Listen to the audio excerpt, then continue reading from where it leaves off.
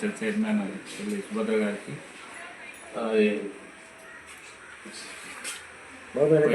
మిత్రులకు, అలాగే మీడియా మిత్రులందరికీ కూడా నమస్కారం. ఈరోజు ప్రధానంగా రాష్ట్రంలో కూటమి ప్రభుత్వం ఏర్పడిన తర్వాత మీరంతా చూస్తూనే ఉన్నారు, రోజు రోజుకి మరి ప్రజలకు అందించేటటువంటి సంక్షేమ పథకాలు ఏవైతే ఉన్నాయో ఏ పథకాలు కూడా సమృద్ధిగా వాళ్ళకి అందినటువంటి దాఖలాలు లేవు. మరి గతంలో జగన్మోహన్ రెడ్డి గారు ఉన్నటువంటి కాలంలో మరి ఆ 5 సంవత్సరాలు కూడా కష్టకాలంలో కరోనా టైంలో కూడా 2 సంవత్సరాలు ఎన్నో ఇబ్బందులు ఎదుర్కొన్నప్పటికీ కూడా అలాంటి సమయంలో కూడా ఎటువంటి సంక్షేమ పథకాలు అనేటటువంటిది ఆపినటువంటి దాఖలాలు అయితే లేవు. కానీ ఈరోజు నిన్నటికి నిన్న మరి పెన్షనర్స్ ఇచ్చేటటువంటి పెన్షన్స్ ఏవైతే ఉన్నాయో పెన్షన్స్ వికలాంగులకి ఇవ్వాల్సినటువంటి పెన్షన్స్ సుమారు గత ప్రభుత్వం ఉన్నప్పుడు 66 లక్షల మందికి ఇస్తే ఈరోజు దాన్ని సుమారు ఒక 4 లక్షల మందికి ఈరోజు పెన్షన్లు లేనటువంటి పరిస్థితులు కల్పించడం అనేటటువంటిది జరుగుతూ ఉంది. అయితే ఇందులో కూడా కనీసం ఏంటంటే 100% పెన్షన్ అంటే పెన్షనర్ ఎలిజిబిలిటీ ఉన్నప్పటికీ కూడా వాళ్ళకి తగ్గించి ఈరోజు మరి ఎవరు కూడా పెన్షన్ వాళ్ళకు ఉండేటటువంటి డిజేబిలిటీ ఉండేటటువంటిదంతా పూర్తి తగ్గించేసి మరి ఈరోజు వాళ్ళకి పెన్షన్లు లేనటువంటి పరిస్థితి చేస్తూ ఉన్నారు. మరి దీనివల్ల రాష్ట్రంలో ఉండేటటువంటి వికలాంగులు ఎవరైతే ఉన్నారో వాళ్ళంతా పూర్తిగా మరి ఈరోజు నిరాసక్తకు గురవ్వడం అనేటటువంటి జరుగుతూ ఉంది. ఇప్పటికైనా కూటమి ప్రభుత్వం ఆలోచించుకోవాల్సినటువంటి అవసరం ఉంది. గత ప్రభుత్వం ఏ రకంగా అయితే అమలు పరిచిందో ఆ రకంగా ప్రతి ఒక్కరు కూడా పెన్షన్ అందించాలని చెప్పేసి మేము డిమాండ్ చేస్తూ ఉన్నాం. లేని పక్షంలో పెన్షనర్స్ అందరినీ కూడా ఏకం చేసి మీ ప్రభుత్వం మీద మేము పోరాటం చేయడానికి ఎంతటికైనా సరే ముందుకు వెళ్తామని చెప్పేసి మీకు హెచ్చరిస్తున్నాం. కాబట్టి కూటమి ప్రభుత్వం నాయకులు మీరు ఒక్కసారి ఆలోచించుకోండి. ఈరోజు అరకు నియోజకవర్గానికి వస్తే నాకు ఉండేటటువంటి 6 మండలాల్లో అరకు మండలానికి 400 మంది ఉంటే అందులో 50 మందికి పెన్షన్ ఈరోజు లేనటువంటి పరిస్థితి కల్పించారు. అలాగే ముంజంగుట్టు మండలంలో 282 మందికి పెన్షన్లు ఇవ్వాల్సి ఉంటే 48 మందిని తీసివేయటం అనేటటువంటి జరిగింది. అలాగే పెదవేలు మండలానికి వస్తే 312 మంది పెన్షనర్స్ ఉంటే వాళ్ళకి 12 మందికి ఈరోజు పెన్షన్ లేకుండా చేసినటువంటి దాఖలాలు ఉన్నాయి. అలాగే ఉక్కుంపేట మండలానికి వస్తే 429 మంది పెన్షనర్స్ ఉంటే అందులో 45 మందిని తీసేసి 324 మందికి మాత్రమే ఇవ్వడం అనేటువంటి జరిగింది. అలాగే అనంతగిరి మండలంలోకి వస్తే 396 మందికి ఇవ్వాలనుకుంటే 257 మందికి ఈరోజు పెన్షన్ లేకుండా చేసినటువంటి దాఖలాలు ఉన్నాయి. సో ఈ రకంగా మరి నా కాన్స్టిట్యున్సీ అరకు కాన్స్టిట్యున్సీ పరిధిలోనే 2191 మంది పెన్షనర్స్ ఉంటే 463 మందికి ఈరోజు పెన్షన్ లేకుండా చేసినటువంటి దాఖలాలు ఉన్నాయి. మరి ఈరోజు ఈ మండలాల్లో అసలు ఏజెన్సీ ప్రాంతాల్లో ఉండేటటువంటి పరిస్థితులు మరి ఎందుకంటే వీళ్ళు రిజిస్ట్రేషన్స్ చేసుకొని వెళ్ళాలనుకుంటే ఎక్కడో విశాఖపట్నమో లేదనుకుంటే పాడేరు అరకు సుదూర ప్రాంతాలకి వెళ్తే మాత్రమే ఈ పెన్షన్స్ తీసుకోవడానికి అర్హత కలిగినటువంటి సర్టిఫికేట్లు పొందేటటువంటి అవకాశాలు ఉన్నాయి. మరి వీళ్ళని ఈరోజు మీరు మళ్ళీ తిరిగి రిజిస్ట్రేషన్లు చేసుకుంటే మాత్రమే మీకు అవకాశం ఉండే పెన్షన్లు ఇస్తామని చెప్పేసి అనడం ఎంతవరకు సమంజసం అని చెప్పేసి మేము ప్రశ్నిస్తూ ఉన్నాం. కాబట్టి ఇప్పటికైనా కూటమి ప్రభుత్వం ఆలోచించండి. ఆ పెన్షనర్స్ మీకు కళ్ళు ఉన్నాయా లేవా అని కూడా మేము అడుగుతూ ఉన్నాం. ఎందుకంటే ఒక వ్యక్తికి 90% ఒక కాలు పూర్తిగా లేదు, అలాంటి వ్యక్తికి పెన్షన్ లేదు. అలాగే నేల మీద కూర్చున్నటువంటి వ్యక్తి లేవలేనటువంటి పరిస్థితి, ఎక్కడికి వెళ్ళలేనటువంటి పరిస్థితి, వాడు బహిర్భూమి కూడా వెళ్ళలేనటువంటి పరిస్థితిలో ఉండేటటువంటి వాళ్ళని కూడా ఈరోజు మీరు ఇది చూస్తారు. ఇక్కడ ఫోటోలో చూసినట్లయితే ఒక కాలు పూర్తిగా లేదు, 90% అయితే ఆయనకి ఈరోజు పెన్షన్ అనేటటువంటి లేకుండా చేయడం మీద ఎంతవరకు సమంజసం అని చెప్పేసి అంటున్నాం. కాబట్టి ఇప్పటికైనా మీరు కళ్ళు తెరవండి. కళ్ళు తెరిచి ఆ ప్రజలకి ఏమైతే అందించాలనుకుంటున్నారో ఆ పెన్షనర్స్ ఎలిజిబిలిటీ ఉందా లేదా అనేటటువంటిది క్షేత్రస్థాయిలో మీకు ఉండేటటువంటి అధికారులను పంపించండి. పంపించి వాళ్ళ ద్వారా ఇది ఎంతవరకు వాస్తవం అనేటువంటి తెలుసుకోండి. అంతేగాని మీరు హైదరాబాద్లోనో విశాఖపట్నంలోనో లేదా అనుకుంటే అమరావతిలో కూర్చొని కబుర్లు చెప్పడం అనేటటువంటి కాదు అని చెప్పేసి కూడా మీకు అడుగుతూ ఉన్నాం. కాబట్టి ఇప్పటికైనా సరే వికలాంగులకు పూర్తి పెన్షన్లు ఇవ్వాలని చెప్పేసి డిమాండ్ చేస్తూ ఉన్నాం. ఇప్పుడు మీరు ప్రెస్ మీట్కి విచ్చేసినటువంటి పాత్రికేయ మిత్రులందరికీ కూడా పేరు పేరున హృదయపూర్వకంగా నమస్కారాలు తెలియజేస్తూ ఉన్నాను. సో ఈనాటి కార్యక్రమానికి నాతో పాటు పాల్పంచుకుంటున్నటువంటి గౌరవ అరకు శాసనసభ్యులు రేగం మచ్చలింగం గారికి, అదేవిధంగా ఉమ్మడి జిల్లా పరిషత్ చైర్పర్సన్ జల్లిపల్లి సుభద్ర గారికి, ఇక్కడ విచ్చేసినటువంటి నా వైఎస్ఆర్ కాంగ్రెస్ పార్టీ నాయకులందరికీ కూడా పేరు పేరున హృదయపూర్వకంగా నమస్కారాలు తెలియజేస్తూ ఉన్నాను. ముఖ్యంగా ఈరోజు మీ అందరినీ కూడా పిలిచి ఇలా సమావేశం అవడం గల కారణం, కూటమి ప్రభుత్వం అధికారంలోకి వచ్చిన తర్వాత రాష్ట్రంలో వారి యొక్క పరిపాలన విధానం కానివ్వండి, అదేవిధంగా ఈరోజు రాష్ట్ర ప్రజలు ఈ యొక్క పాలన చూసి ఏ రకంగా వాళ్ళ యొక్క అభిప్రాయాలు ఉన్నాయి అనేది కొన్ని అంశాలని తీసుకొని మీ అందరి ముందు కూడా మాట్లాడని ఉద్దేశంతోనే ఈరోజు ఈ కార్యక్రమాన్ని ఏర్పాటు చేసుకోవటం జరిగింది. నాకన్నా ముందు మాట్లాడినటువంటి గౌరవ శాసనసభ్యులు చెప్పడం జరిగింది, వాళ్ళు ఎన్నికల సమయంలో ఇచ్చినటువంటి హామీల్ని సూపర్ 6 అని ఏదైతే అన్నారో ఆ సూపర్ 6లో ఉన్నటువంటి కొన్ని అంశాలని మాత్రమే దాదాపుగా వాళ్ళు అధికారంలోకి వచ్చి సంవత్సరంన్నర కాలం అవుతున్నప్పటికీ కూడా కొన్ని పథకాలు మాత్రమే తూతూ మంత్రంగా ప్రజలకి అమలు చేయడం జరిగింది. మిగతా ఏవైతే వాళ్ళు ఇస్తానన్నటువంటి పథకాలు ఏదైతే ఉన్నాయో అది ఖచ్చితంగా ఆంధ్ర రాష్ట్ర ప్రజలకి వాళ్ళు అన్న మాట ప్రకారంగానే ఆ పథకాలు అమలు చేయాలి. లబ్ధిదారులు ఎవరైతే ఉన్నారో ఎలాంటి నిబంధనలు లేకుండా వాళ్ళు మాట ఇచ్చిన ప్రకారంగా ప్రతి ఒక్కరికి కూడా ఎలిజిబుల్ ఉన్నటువంటి ప్రతి ఒక్కరు కూడా వాళ్ళ పథకాలు అందజేయాలనేదే మా ప్రధానమైనటువంటి డిమాండ్. దీనిలో భాగంగా మీ అందరికీ తెలుసు, మొన్న ఆగస్ట్ 9న ఆదివాసీ దినోత్సవం రోజు పాడేరుకి విచ్చేసినటువంటి గౌరవ ముఖ్యమంత్రి గారు నారా చంద్రబాబు నాయుడు గారు తను మాట్లాడినటువంటి కొన్ని విషయాలు మీ దృష్టికి నేను తీసుకొని రావాలి అని అనుకుంటున్నాను.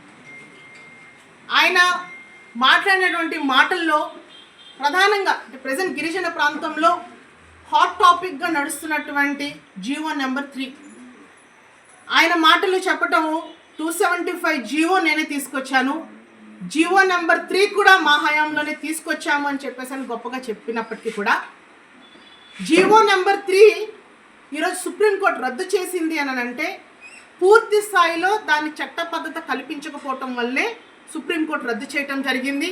దాని పర్యావాలు దాని ఎలా జరిగింది ఏంటి, సో దాని తర్వాత మన జరిగినటువంటి యాజిటేషన్స్ కానివ్వండి, ర్యాలీస్ కానివ్వండి, మన ప్రధానమైనటువంటి డిమాండ్ కూడా ఆయన చెప్పిన మాట ప్రకారంగానే జీవో నెంబర్ 3ని పునరుద్ధరిస్తాను, లేకపోతే ప్రత్యామ్నాయంగా జీవో తీసుకొచ్చి గిరిజనుల్ని ఆదుకుంటామని చెప్పినటువంటి చంద్రబాబు నాయుడు గారు ఆ రోజు ఒక క్లారిటీ అనేది గిరిజన యువతకి ఇవ్వకుండా వెళ్ళిపోవడం అనేది మేము ఖండిస్తూ ఉన్నాం. దాంతోడు ఏదైతే P4 కింద ఆయన రాష్ట్ర వ్యాప్తంగా ఎక్కడ సమావేశమైనప్పటికీ కూడా P4 అనే అంశాన్ని తీసుకొస్తూ ఉన్నారు. P4 ద్వారా ఖచ్చితంగా ఈ రాష్ట్రాన్ని అభివృద్ధి పదంలో నేను నడిపిస్తాను, అందరికీ కూడా ఆర్థికంగా సాధికారతని తీసుకొని వచ్చి నేను కొత్తగా పరిపాలన చేస్తానని చెప్తున్నటువంటి ముఖ్యమంత్రి గారికి ఈరోజు మంగళగిరిలో ఒక సమావేశంలోని ఆయన ప్రతి కుటుంబంలో ఒకరిని పారిశ్రామికవేత్తగా తయారు చేస్తానని తను మాట్లాడినటువంటి మాటలు ఇది ఖచ్చితంగా జరిగే పనేనా అని ఈరోజు నేను చంద్రబాబు నాయుడు గారిని మేము ప్రశ్నిస్తూ ఉన్నాం. ఈరోజు ప్రతి ఒక్కరు కూడా ఈరోజు చంద్రబాబు నాయుడు గారు మాటలు చాలా అద్భుతంగా మాట్లాడతారు, ఎందుకంటే అపారమైనటువంటి రాజకీయ అనుభవం కలిగినటువంటి వ్యక్తి. సో ఈ పాలసీల్లోని ఈ టెక్నాలజీ నేనే కనిపెట్టాను, లేదా పాలసీలు రకరకాల పాలసీలు తీసుకొచ్చి రాష్ట్రాన్ని అన్ని రకాలుగా ముందుకు నడిపించేది నేనే అని గొప్పలు చెప్పుకున్నటువంటి చంద్రబాబు నాయుడు గారికి ఈరోజు గిరిజన ప్రాంతంలో కనీస మౌలిక వసతులు లేక ఈరోజు అకాలమైనటువంటి వర్షాల కారణంగా రోడ్లు పాడైపోయాయి, బ్రిడ్జ్ నిర్మాణాలు లేక రాకపోకలు ఆగిపోయి ఈరోజు గిరిజనులు ఇన్ని అవస్థలు పడుతున్నప్పటికీ కూడా ఈరోజు కనీసం ఈ గిరిజన ప్రాంతాన్ని అభివృద్ధి చేసేదానికి మీ దగ్గర ఎలాంటి ప్రణాళిక ఉంది అనేది కూడా ఒక పెద్ద ప్రశ్నార్థకంగానే ఈరోజు కనిపిస్తూ ఉంది. అదేవిధంగా మొన్న ఆగస్ట్ 13వ తారీఖున, ఇది చాలా ముఖ్యమైనటువంటి అంశం, ఆగస్ట్ 13వ తారీఖున కొత్తగా మద్యం పాలసీ అనేది తీసుకొని రావటం జరిగింది. ఈరోజు ఆంధ్ర రాష్ట్రంలో విచ్చలవిడిగా మద్యం దుకాణాలను ఏర్పాటు చేసి గుడి బడి అని తేడా లేకుండా ఎక్కడికక్కడ బెల్ట్ షాపుల్ని పెట్టి ఈరోజు పూర్తి స్థాయిలో ఆంధ్ర రాష్ట్రంలో మహిళల మీద కానివ్వండి, చిన్నారుల మీద కానివ్వండి, వృద్ధుల మీద కానివ్వండి హత్యలు, అత్యాచారాలు, అఘాయిత్యాలు జరుగుతున్నాయనంటే దానికి కారణం ఈరోజు విచ్చలవిడిగా మీరు అమలు చేస్తున్నటువంటి మద్యం పాలసీ వల్ల అందరూ కూడా తాగుబోతుల్లా తయారయ్యి ఈరోజు విచక్ష జ్ఞానాన్ని మరిచి ఈరోజు పశువుల్లా ప్రవర్తించే పరిస్థితి ఈరోజు మనం చూస్తూ ఉన్నాం. ఈ మద్యం పాలసీ సెప్టెంబర్ 1, 2025 నుంచి ఆగస్టు 31వ తారీఖు 2028 సంవత్సరం వరకు నడుస్తుందంట. మార్నింగ్ 10 గంటల నుంచి అర్ధరాత్రి 12 గంటల వరకు విచ్చలవిడిగా మద్యం అమ్మేదానికి ఈరోజు ప్రభుత్వమే నేరుగా పర్మిషన్స్ ఇస్తూ ఉంది. దానికి గాను ఈరోజు ఏదైతే 50,000 జనాభా ఉన్నటువంటి ప్రాంతాలకు సంబంధించి, అంటే కొత్తగా ఈ బార్ షాపులు ఏదైతే మనం మనం కావాలనుకుంటే దాని నోటిఫికేషన్లో వాళ్ళు కట్టాల్సినటువంటి ఫీజులు ఎలా ఉన్నాయని అంటే 50,000 జనాభా ఉంటే 35 లక్షలంట, 5 లక్షల జనాభా ఉంటే 55 లక్షలంట, 5 లక్షలకు మించి జనాభా ఉన్న దగ్గర మనం పెట్టుకోవాలంటే 75 లక్షలు ఫీజు అనేది గవర్నమెంట్కి మనం చెల్లించాలి.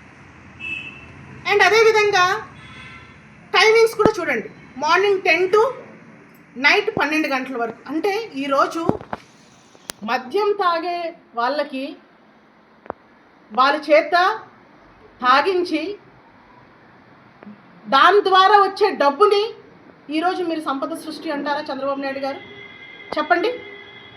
మేము గవర్నమెంట్లో ఉన్నప్పుడు మద్యాన్ని నియంత్రించాలనే ఉద్దేశంతో పూర్తి స్థాయిలో ప్రభుత్వమే దీని బాధ్యత తీసుకొని ఒక టైమింగ్స్ పెట్టి, రిస్ట్రిక్షన్స్ పెట్టి, అక్కడ చాలామంది కొంతమంది నిరుద్యోగ యువతకి ఉపాధి కల్పిస్తూ అక్కడ లాభాపేక్షలు అనేది జగన్మోహన్ రెడ్డి గారు ఎక్కడ కూడా చూడకుండా దాన్ని నియంత్రించే పనిలోనే బెల్ట్ షాపుల్ని నిర్మూలించారు.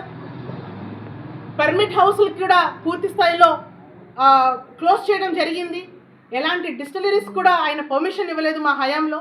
ఇవన్నీ చేస్తే మీరు మద్యంలో కుంభకోణం జరిగింది, ఇక్కడున్నటువంటి నాయకులు దీంట్లో చాలామంది దీనికి పాత్రదారులు ఉన్నారని చెప్పేసని ఈరోజు మా నాయకుల్ని, మా గవర్నమెంట్లో పనిచేస్తున్నటువంటి ఎంతోమంది అధికారుల్ని ఈరోజు మీరు జైల్లో పెట్టి అక్రమ కేసులు బనాయించి ఈరోజు జైల్లో పెడతా ఉన్నారే, ఇది ఎంతవరకు కరెక్ట్? అంటే ఒకటి గమనించండి, మీ ద్వారా ప్రజలకి నేను ఒకటే విన్నవించుకుంటున్నాను. గవర్నమెంట్ స్వయంగా నడిపితే ప్రాఫిట్స్ ఉంటాయా? ప్రైవేట్ వ్యక్తులకి లంచాలు ఇచ్చి వాళ్ళు పెద్ద ఎత్తున చెల్లించుకుంటే వాళ్ళ ద్వారా మనకి అవినీతి జరిగే అవకాశం ఉందా అనేది మనం కూడా ఒకసారి ఆలోచన చెయ్యాలి. కాబట్టి ఈ రకంగా మద్యాన్ని విచ్చలవిడిగా ఈరోజు మనం చాలా న్యూస్ ఛానల్స్, అంటే మీరు టెలికాస్ట్ చేస్తున్నటువంటి న్యూస్ ఛానల్స్లోనే మనం చూస్తూ ఉన్నాం. ఎక్కడికక్కడ ఆడవాళ్ళకి సేఫ్టీ లేదు, పిల్లలు బడికి వెళ్ళాలన్నా కూడా ఈరోజు అవన్నీ దాటుకొని వెళ్ళే పరిస్థితి ఉంది. ఈరోజు నిన్న నా కొయ్యూరు మండలంలోనే నడింపాలెం అనే పంచాయతీలో ఒక టీచర్ ఏ రకంగా బడి దగ్గర పడ్డాడు అనేది మీరు చూడండి. ఇది నడింపాలెం. ఈవెన్ ఆ పిల్లలు మాట్లాడే మాటలు మీరు ఒక్కసారి వింటే,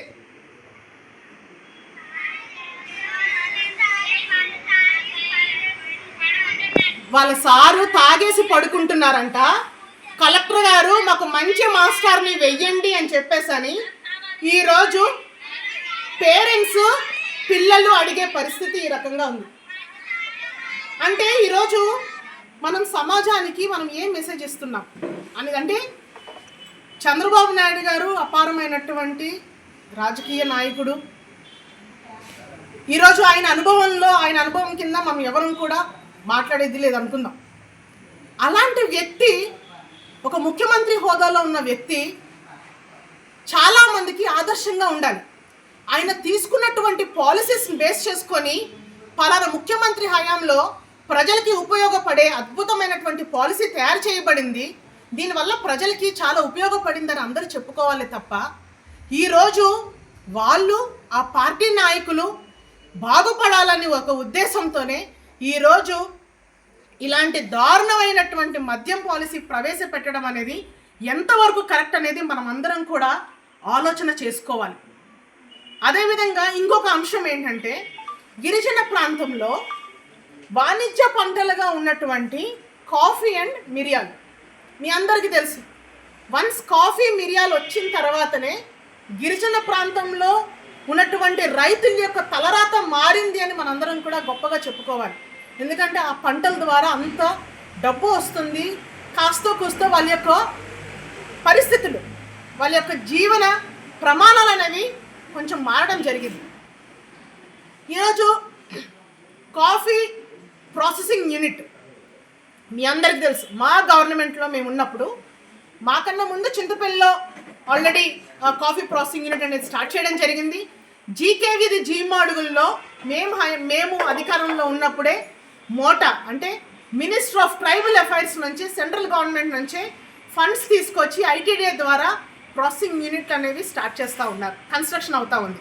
అదేవిధంగా డౌనూరులోని కాఫీ ప్రాసెసింగ్ యూనిట్ అనేది దాదాపుగా 2 కోట్ల రూపాయలతో అక్కడ నా హయాంలోనే నేనే గౌరవ ఉప ముఖ్యమంత్రి రాజేంద్ర దొర గారి చేతుల మీదుగా అప్పుడు మేము ఇనాగ్రేట్ చేయడం జరిగింది. ఇవన్నీ చూస్తే తర్వాత ఒక న్యూస్ పేపర్ క్లిప్పింగ్ నాకు చూడటం జరిగింది. దాంట్లో ఏంటంటే నర్సీపట్నం కాన్స్టిట్యున్సీలోని సెట్టిపాలెం అనే విలేజ్లో మోటా ద్వారా దాదాపుగా 10 కోట్ల రూపాయల వ్యాయంతో అక్కడ కాఫీ ప్రాసెసింగ్ యూనిట్ అనేది స్టార్ట్ చేస్తున్నాము అనేది దాన్ని గౌరవ ముఖ్యమంత్రి చంద్రబాబు నాయుడు గారు వర్చువల్గా ఇనాగ్రేట్ చేశారనేది నేను పేపర్లో చదవడం జరిగింది.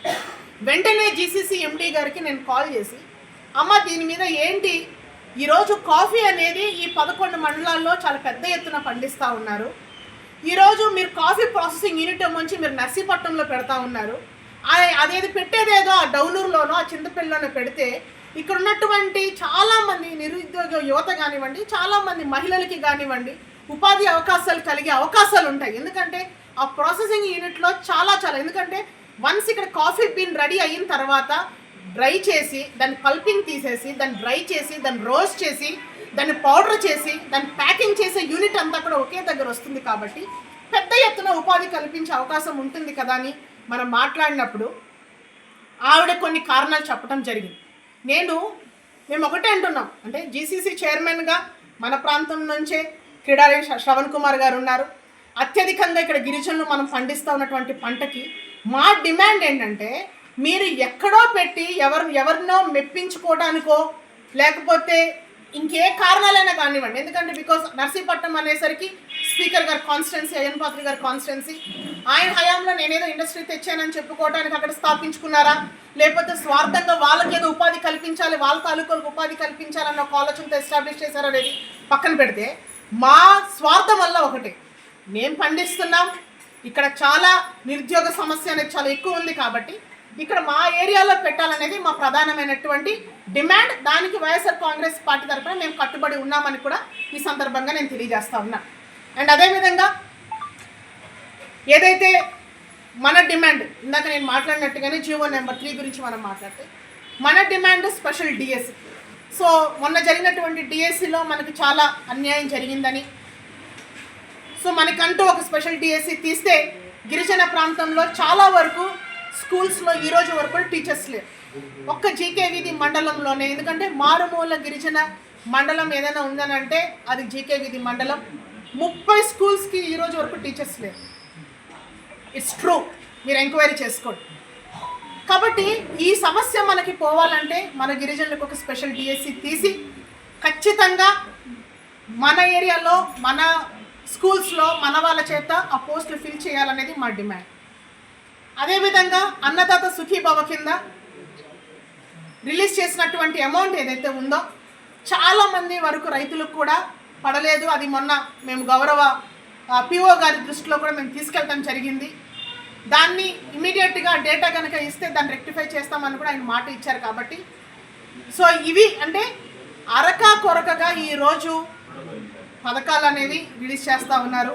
అనేక రకాల కారణాల ద్వారా లబ్ధిదారులు అయినప్పటికీ కూడా పథకాల నుంచి తొలగించే పరిస్థితి కనిపిస్తూ ఉంది. కాబట్టి మేము మా నాయకుడు మా ప్రధాన ఎజెండా ఒకటే, ఈరోజు ప్రజల తరపున మేము నిలబడతాము.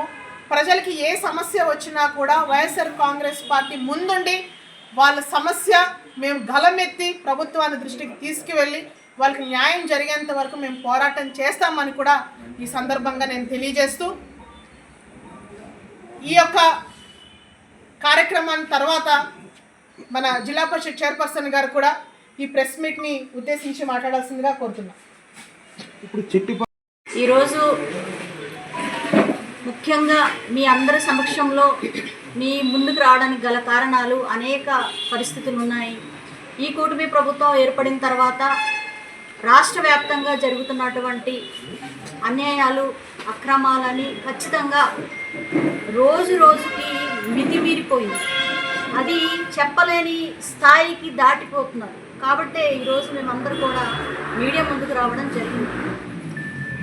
నిన్న మొన్న 2 రోజుల నుంచి ఏదైతే రాష్ట్ర వ్యాప్తంగా గత ప్రభుత్వ హయాంలోనే కాదండి, ప్రభుత్వం ఎప్పుడైతే వికలాంగులకి 500 నుంచి 1000 రూపాయల పెన్షన్ పెంచినప్పటి నుంచి కూడా వికలాంగులు 1000 రూపాయల నుంచి పెన్షన్ అందుకునే పరిస్థితి నుంచి దాదాపుగా ఈరోజు 99% వికలాంగులుగా ఉన్నటువంటి వ్యక్తులకి 15,000 రూపాయలు ఈరోజు చెల్లిస్తూ ఉన్నటువంటి పరిస్థితి మనం చూస్తూ ఉన్నాం మొన్నటి వరకు కూడా.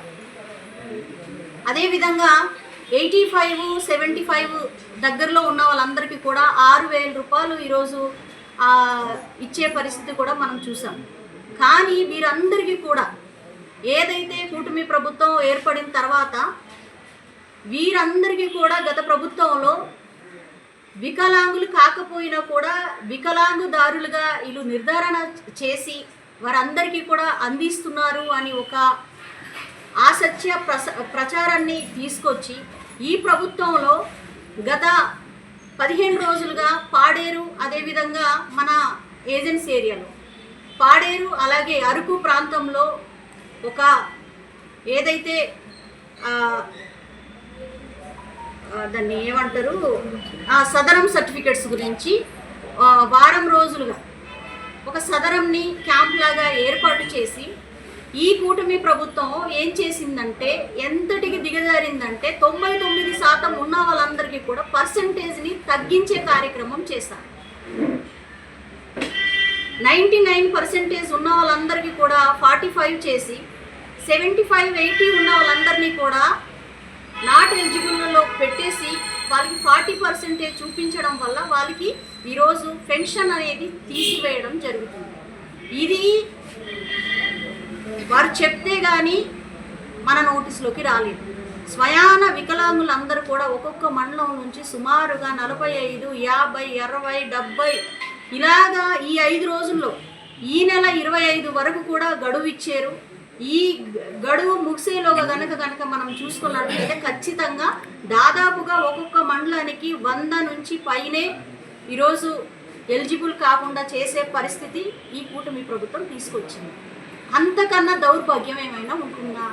వికలాంగులు అనేసరికి సంవత్సరాలు మారుతున్న కాలన్నా వాళ్ళకి కాలు వచ్చేది, కాలు లేని వాళ్ళకి కాలు రాదు, చెయ్యి లేని వాళ్ళకి చెయ్యి రాదు, మూగా చెవిటి వాళ్ళకి మాటలు రావు, బ్లైండ్స్కి రాదు. మరి ఇంకొకసారి చేసి ఇలా అంటే ఇంకొకసారి సదనం ఇవన్నీ చేయించడం వల్ల ఆ వికలాంగులైనటువంటి వ్యక్తుల్ని ఇన్ని తిప్పలు పెట్టడం అవసరమా అని మేము అడుగుతా ఉన్నాం.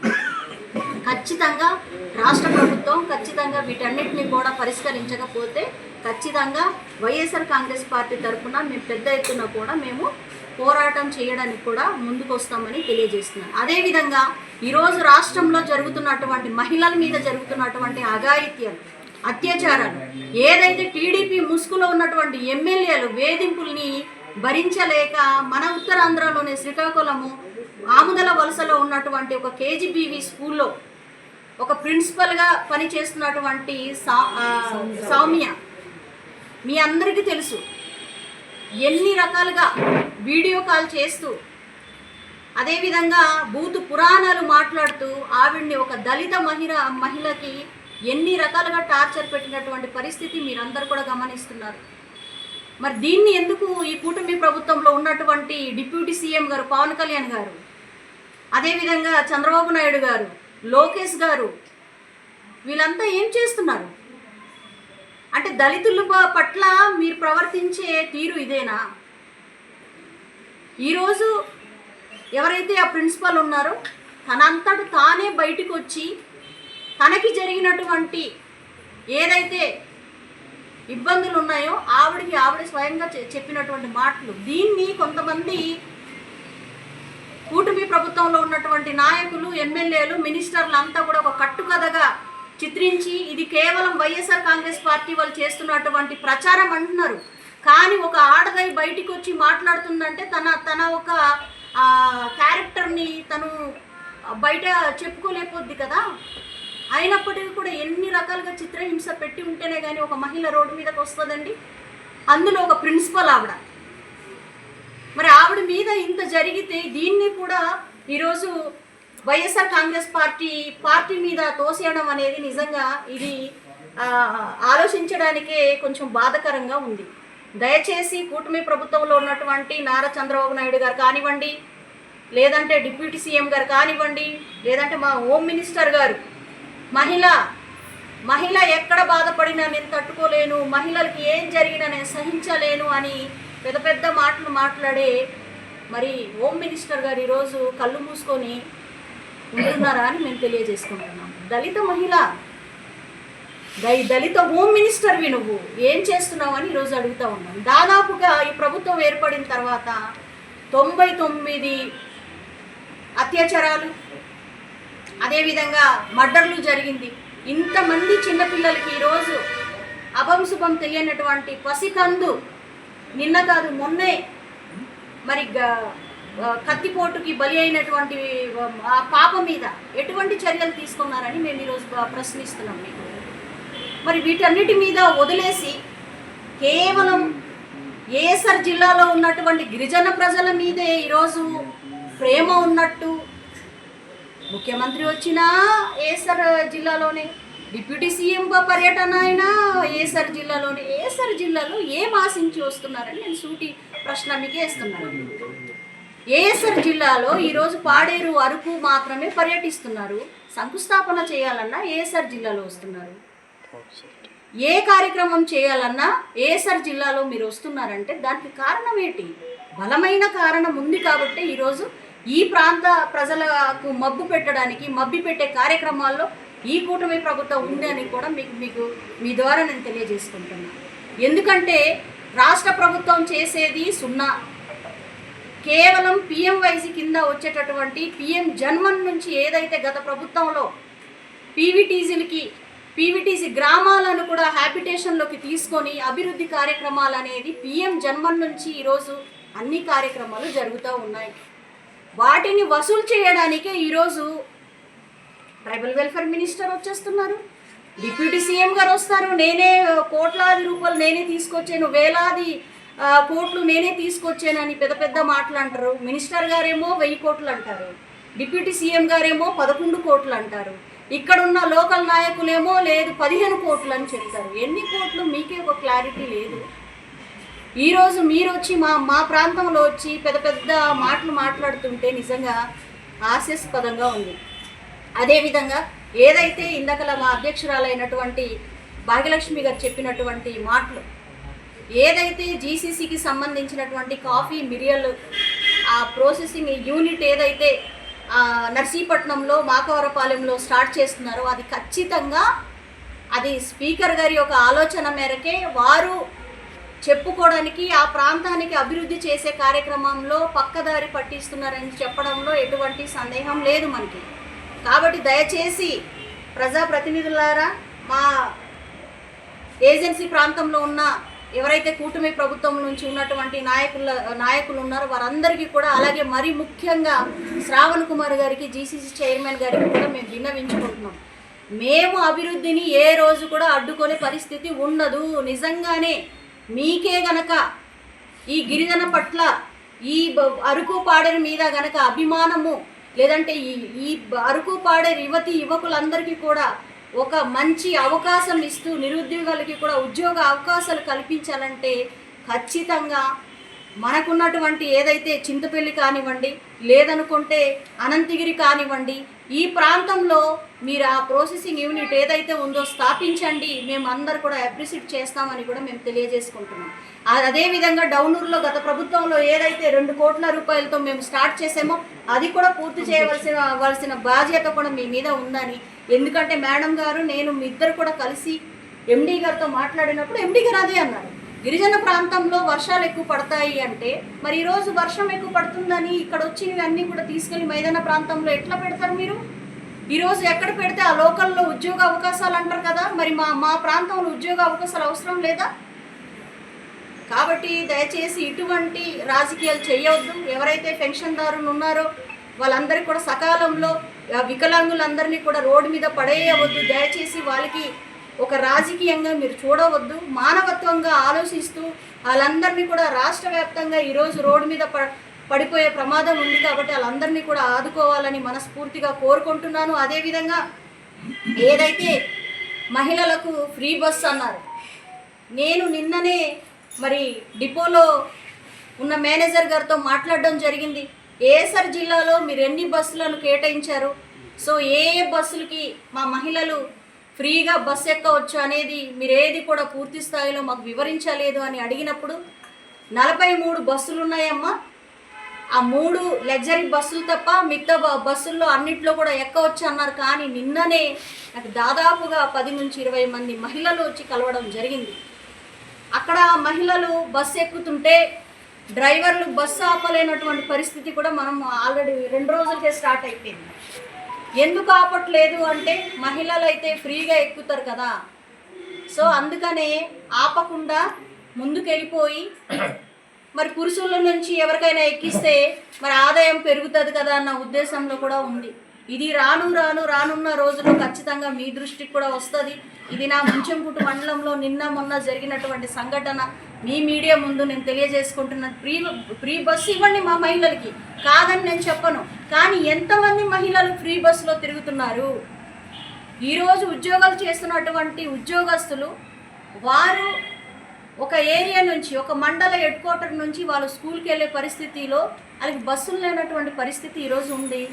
మీరు కేవలం హెడ్ క్వార్టర్ నుంచి పాడలికి ఇచ్చేస్తే సరిపోదు కదా. అలాంటి వాళ్ళకి ఏమైనా అవకాశాలు ఉంటే ఒక 2-3 బస్సులు ఏర్పాటు చేసి ఉద్యోగస్తులకు కూడా ఆ రకంగా ఫ్రీగా ఇస్తే కనుక మేమందరూ కూడా చాలా సంతోషిస్తాము, అందరు కూడా హ్యాపీగా ఉంటారు. సో సకాలంలో ఇటువంటి సంక్షేమ పథకాలు కానివ్వండి ఏదైనా కూడా మంచి చేసే ఆలోచన చెయ్యండి. కానీ మీడియా ముందు వచ్చి ప్రతిసారి జగన్మోహన్ రెడ్డి గారికి తిట్టడానికి మాత్రమే మీరు వస్తారు. జియో నెంబర్ 3 అనేది కూడా మేము ఏదైతే ప్రొసీజర్ మేము చేసామో అక్కడి నుంచే స్టార్ట్ చేసి పూర్తి స్థాయిలో ఇంప్లిమెంటేషన్ చేయలేక ఈరోజు జగన్మోహన్ రెడ్డి గారి మీద, వైఎస్ఆర్ కాంగ్రెస్ పార్టీలో ఉన్నటువంటి ముఖ్య నాయకుల మీద ఈరోజు బురదా జల్లే కార్యక్రమంగానే వీళ్ళు పెట్టుకున్నారు తప్ప జియో నెంబర్ 3 అనేది వీళ్ళు ఇంప్లిమెంటేషన్ చేసే పరిస్థితి లేదని కూడా నేను సభాముఖంగా తెలియజేసుకుంటున్నాను. ఎందుకంటే నిజంగానే ఇంప్లిమెంటేషన్ చేసే ఉద్దేశమే ఉంటే కనుక మరి ఈ డిఎస్సి నోటిఫికేషన్ ఇచ్చి ఎగ్జామ్స్ అయిపోయి రిజల్ట్ కూడా వచ్చేసినటువంటి పరిస్థితులు మనం చూస్తూ ఉన్నాము. మరి ఇప్పటికీ కూడా వాళ్ళు ఏమి చేయలేకపోయారు. ఏమైనా అంటే కేవలం గత ప్రభుత్వంలో అంటున్నారు జియో నెంబర్ 3 ఇష్యూ గత ప్రభుత్వంలో రాలేదు. దాదాపుగా 20 సంవత్సరాలుగా ఇది ఫైట్ జరుగుతూనే ఉంది. మరి అప్పుడు 2 సార్లు ముఖ్యమంత్రిగా ఉన్నటువంటి నారా చంద్రబాబు గారు ఎందుకు దానికి సరైన పరిష్కార మార్గాన్ని మరి చూపించలేదని కూడా మేము ఈరోజు ప్రశ్నిస్తున్నాము. కాబట్టి ఖచ్చితంగా ప్రభుత్వాలు ఏదైనా మారవచ్చు, ఏదైనా రావచ్చు. రాజకీయంగా మాత్రం ఇలాగా ప్రజల్ని భయభ్రాంతులకి గురి చేయడం అనేది, ప్రజల్ని రోడ్డు మీద ఈడ్చే పరిస్థితి తీసుకురావద్దు దయచేసి. గతంలో నుంచి కూడా ఈరోజు రాజశేఖర్ రెడ్డి గారు ఏదైతే కొన్ని సంస్కరణలు తీసుకొచ్చారో అది పేరు మార్చి అయినా మీరు చంద్రన్న కానుక అన్నా లేకపోతే తల్లికి వందనం అన్నా ఏదైనా కూడా ఆ రోజు జగనన్న చేసినటువంటి కార్యక్రమాలే. ఈరోజు 108 ఆరోగ్యశ్రీ అన్నా లేకపోతే ఎన్టీఆర్ ఆరోగ్య కేంద్రాలన్నా ఏదన్నా కూడా అది అల్టిమేట్గా వైఎస్ఆర్ రాజశేఖర్ రెడ్డి గారే తీసుకొచ్చింది. 108, 104 ఆరోగ్యశ్రీ ఇది అంతా ఎవరు మార్చలేరు, మార్చే పరిస్థితి ఉండదు. అదేవిధంగా అమ్మ ఒడి అయినా కానీ, రైతు భరోసా కానీ, అదేవిధంగా గతంలో ఏదైతే మనము వెహికల్స్ పెట్టామో ఎండియూ వెహికల్స్, దానివల్ల ఈరోజు గిరిజన ప్రాంతంలో ఎంతమంది ఈరోజు గ్రామాలకి రేషన్ లేనటువంటి పరిస్థితి, మనం వాళ్ళకి ఇబ్బంది పెట్టినట్టే కదా. సో పేర్లు మార్చినా పర్వాలేదు, కానీ ఇన్ టైంలో మీరు ఇంప్లిమెంటేషన్ చేయాలనేదే అల్టిమేట్గా మేము కోరేది. సో ఖచ్చితంగా ప్రజలైతే అందరూ గమనిస్తూ ఉన్నారు. ఈ ప్రభుత్వం ఏర్పడిన సంవత్సరంన్నరకే మరి ప్రజలందరూ కూడా తిరగబడే పరిస్థితి కూడా ఈరోజు మనం చూస్తూ ఉన్నాం. కాబట్టి ఖచ్చితంగా ఇది మా నుంచి మేము